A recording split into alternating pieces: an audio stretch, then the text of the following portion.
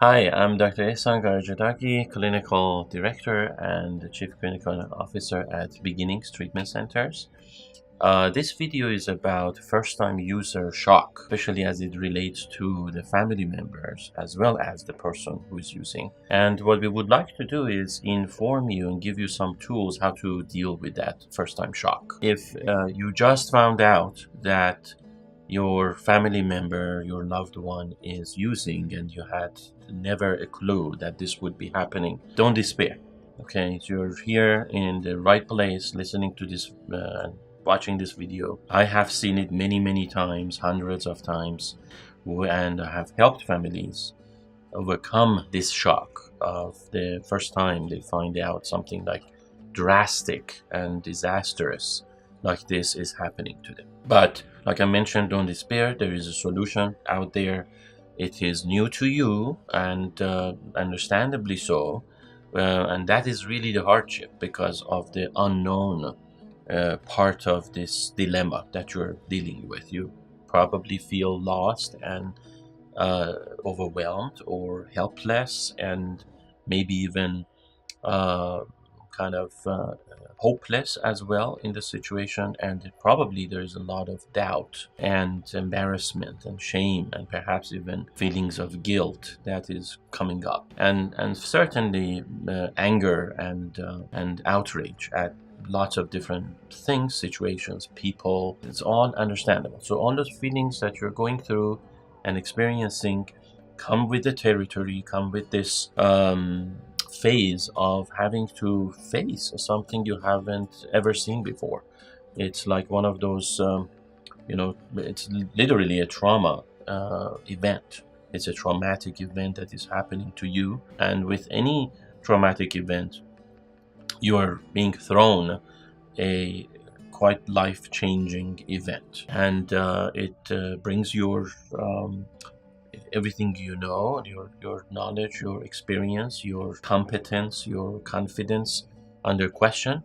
And that's why it is so unsettling. However, like I mentioned, there are solutions. There is a way out of this, and you can actually become an active participant and feel powerful and empowered in overcoming this shock, as well as the ramifications that come with just realizing this phenomenon that's occurring in your family, with your loved ones and yourself. Let's start there in terms of what is happening when this life-changing event occurs. Let's first of all understand it.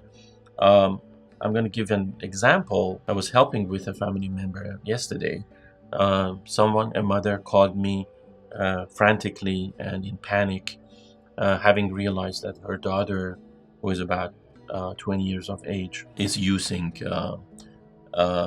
crystal meth. It started with Adderall, and then kind of developed more into crystal meth. And she had no clue that this is happening. The daughter came to her mom and basically really kind of out of her mind, telling her that she's dying and she thinks the whole world is collapsing and people are after her, and she's gonna be killed soon and so forth. So they had to admit her to the hospital, take her to the hospital, thinking that there is a real medical condition going on here, meaning not knowing about her use. The family members, and especially in this case the mother, um, uh, was kind of taken aback and surprised and shocked in the situation, but just thinking that probably there is a medical condition, there's something going on, whether we call it intoxicated or under influence, or just kind of uh, maybe even poison. That's what her thought process was, that I have no clue what's going on with my daughter. Has she been poisoned? Has she been attacked? Is this real? And so forth. So they took her to the hospital. Due to testing, they found out that she's been using crystal meth, and then what came out is the whole history that for the past 6 months or so, this whole drug use started to escalate. And usually that is actually also what happens a lot of times, especially when it comes to this category of stimulants. When we talk about crystal meth and Adderall and those types of stimulants, whether they are prescribed or not, that are being used by college kids, if you will, or college youth, people who have more or less either heard or even through personal experience found out that if they want to concentrate and focus on their task and homework and studies, and kind of go through at times even sleepless nights in order to catch up with study materials in order to pass a test or so, they can benefit, at least short term, from these stimulants. And at times, actually in the beginning, it works for them, for most people. People don't immediately go berserk or, let's say, crazy, or have these self-harm thoughts or thoughts of harming others, of being persecuted or prosecuted, or spied upon and so forth. In the beginning, everything works well. They take the medicine more or less, or these drugs function well. They have high energy. They can focus and concentrate. They feel good about their progress, and they feel like they have found a way. They have found a way of actually mastering those challenges in life. And also, a lot of times, what we see with that goes hand in hand is a little bit of either self imposed or family imposed standards and expectations of meeting high standards, that the child has to be a straight A student. They have to achieve high ranks and high accomplishments in their lives, more or less through this type of combination of, again, a little bit of an internal drive as well as some perhaps peer or social or family influence. A person is convinced that these drugs are the way. However, what they're missing out is that really they only last, or the benefits only last so long, for a brief period of time, perhaps for a few months really at their peak. But then, as with any other drugs, the body adjusts to it, develops some tolerance. So in order to achieve the same outcome, people would have to take more drugs, and as a result, the entire system really spirals into a chaotic situation where they have to take more and more and more drugs, and the body actually responds less and less effectively to this escalation, and ultimately it spirals down into this chaotic, disastrous situation where we lose control of our thoughts, of our feelings, emotions, of reality, and really the whole entire brain is hijacked by these high levels of and dosage of stimulants and neurotransmitters that translate into hallucinations and delusions and aberrant behavior. That is what happened to this situation.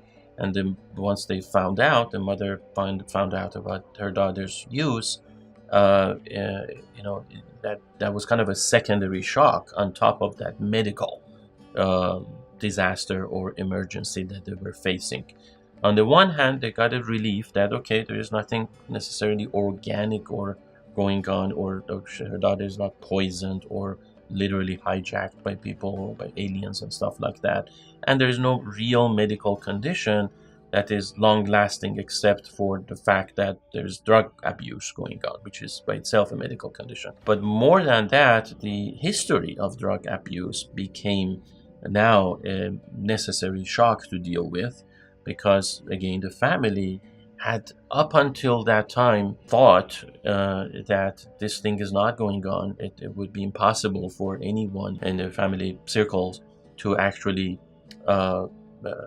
engage with this type of culture, subculture, or population, or group, or activity.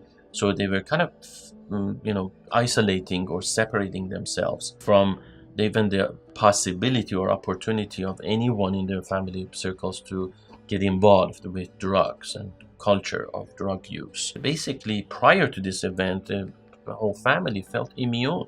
And as a result, they had a sense of security that this is not going to be an issue for them. However, despite its shock, now there is a new reality that, again, you may be going through if you're if you're finding yourself in a similar situation, that this is the very first time you found out that someone in your family is actually entangled, and you kind of sense it, you know that this is not a simple thing that they could just overcome, like any other medical condition, for instance, or most medical benign medical conditions, such as if they had flu, or let's say bronchitis, or a little bit of a perhaps physical injury that would heal over a few weeks.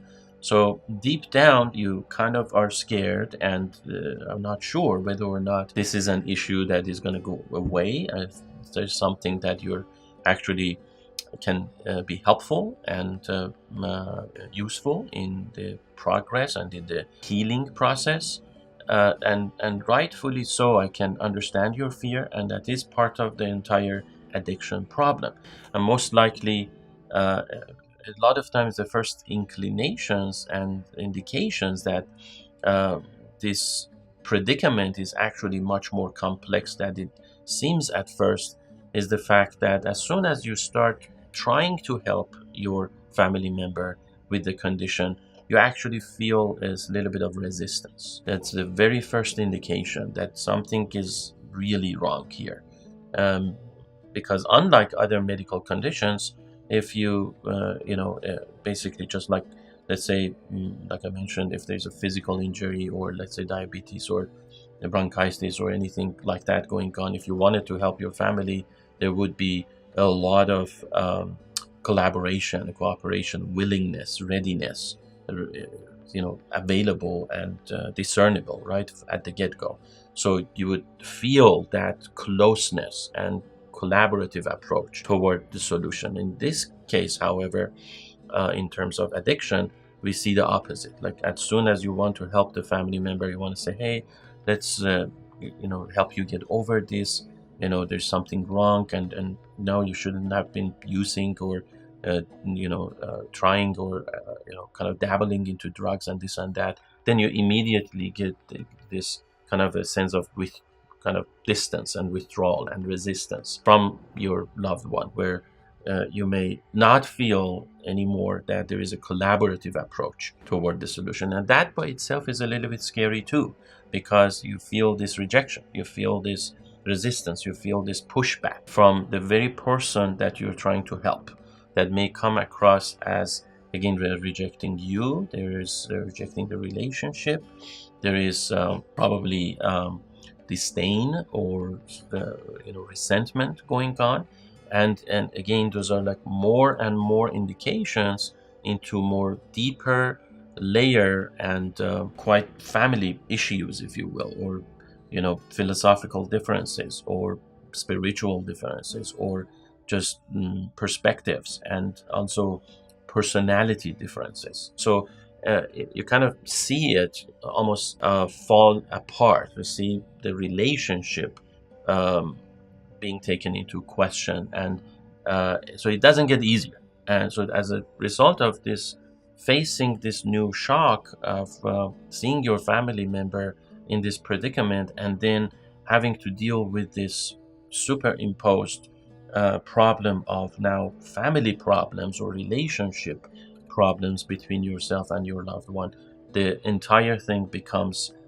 even more overwhelming and debilitating. So now, what usually people do is, in their ignorance, if you will, about the cycle of addiction, the problem of addiction, and the models of recovery, how to help an individual, they actually take the wrong steps. They start, kind of into two directions, which, if this is happening to you, what I would like to recommend is be aware of these particular immediate gut reactions or instinctual reactions that family members may have, that may actually backfire, and they may regret that. What are those two typical reactions, and those are usually polar opposites, or contradictory reactions that people may have. On the one hand, they may go toward this end of the spectrum where they become extremely distant and disengaged, and quite turned off by this whole thing, and really just kind of leave the family member alone, and actually kind of disavow and disown this person. That's one of the possible reactions that people may have. Now, it's a kind of a gradient. It's not going to happen immediately in this form that they're going to disown their own family member, but the distance taking is palpable. People see that the family members are kind of distancing themselves from the individual, and not knowing how to help, they kind of just leave the person alone, and really just separate themselves from the problem as well as the person, hoping more or less that the individual is going to find a way. So this is not their problem. This is not their business. They don't want to get too involved. They don't understand the situation. And they literally put the whole burden of recovery on the addict. On the other hand, an opposite end of the spectrum, we have this overly controlling and kind of suffocating and smothering type of an approach, where the family members really just kind of take over the entire recovery. They dictate what needs to happen to the addict. They become overbearing and kind of commanding and demanding in their nature. They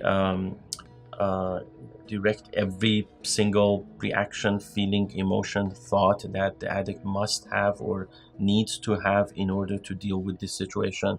They literally suffocate the person in terms of they take away their freedom of decision making, their freedom of choice in terms of what needs to be done in this case, how to go about this.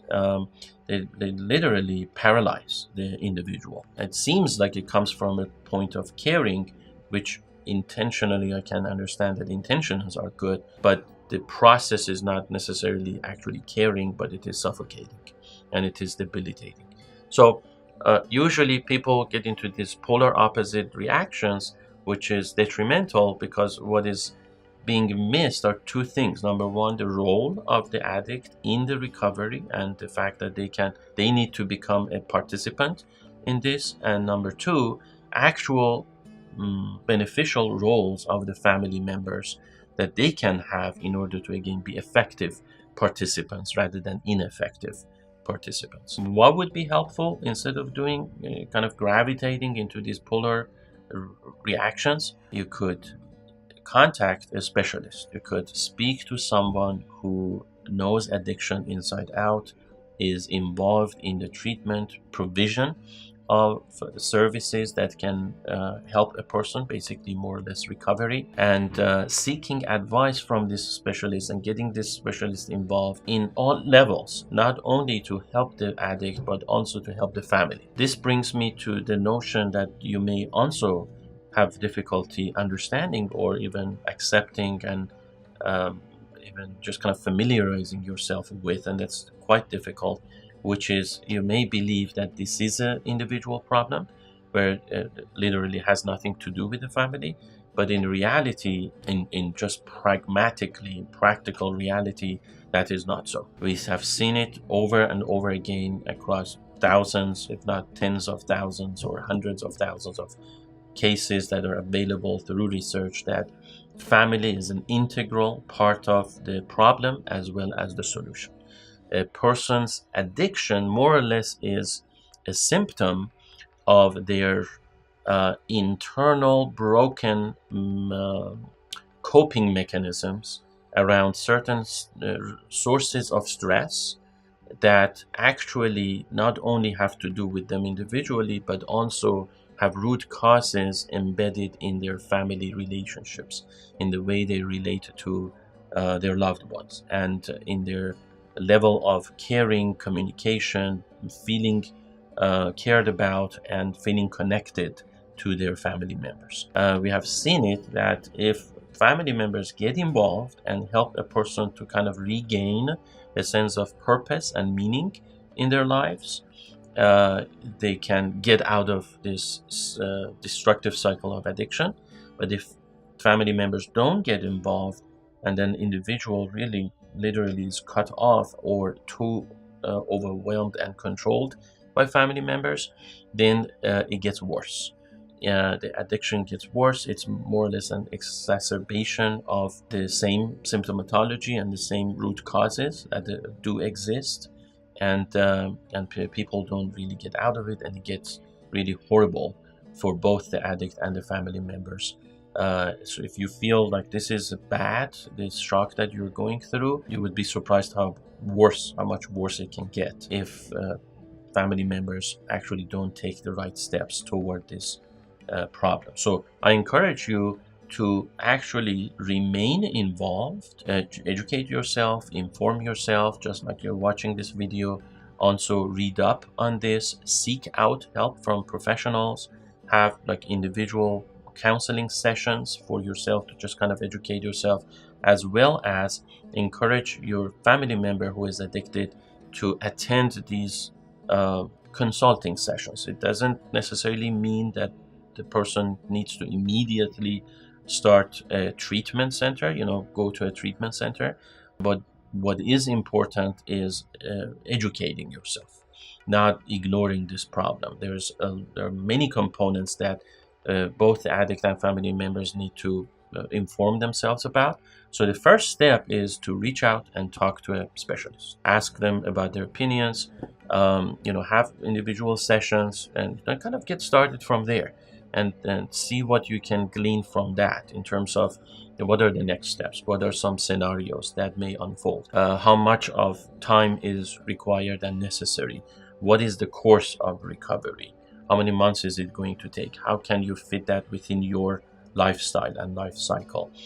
Everybody is different, in terms of their academic career, family obligations, and availability of time that they can actually commit to their recovery. So education is the first step. You gotta educate yourself. Don't despair. Take the step immediately to contact a specialist, ask your questions, and by doing that, just like any other, if you will, mental health, medical, social, familial, financial problems, you can become stronger as a result in this process of being informed and knowing what you didn't know before.